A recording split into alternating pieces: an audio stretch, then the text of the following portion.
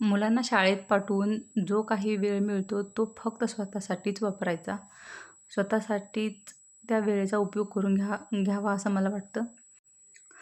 व्यायाम करून झाल्यानंतर मी माझ्या घरातील झाडांना पाणी पाणी घातलं आणि ती झाडं पाहिली.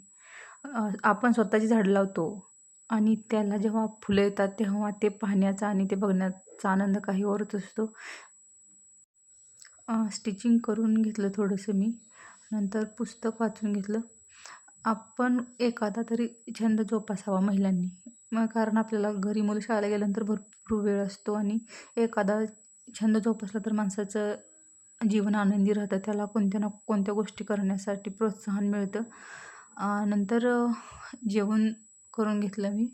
जेवण करून घेतल्यानंतर माझी मुलं शाळेतून आली आणि मुलं जेव्हा थकून येतात तेव्हा त्यांना त्यांची आई दिसल्यावर त्यांच्या चेहऱ्यावरचा आनंद पाहण्यासारखा असतो. खूप आनंदाने ती घरी येतात आणि आपल्यालाही तेवढाच त्यांच्या एवढाच आनंद होतो. नंतर मुलांना मी बाहेर घेऊन गेले. जरासं मैदानी खेळ खेळण्यासाठी. त्यांचा स्क्रीन टाईम मी पूर्णपणे बंद केलेला आहे. मोबाईल अजिबात त्यांना देत नाही. जास्त ते बाहेरचेच खेळ खेळतात आणि जेव्हा ते जास्त बाहेरच्या वातावरणात असतात तेव्हा ते जास्त आनंदी आणि जास्त उत्साही असतात. तुम्ही पण पाहू शकता. तर कसा वाटला हा छोटासा मिनी व्लॉग नक्की सांगा. Thank you.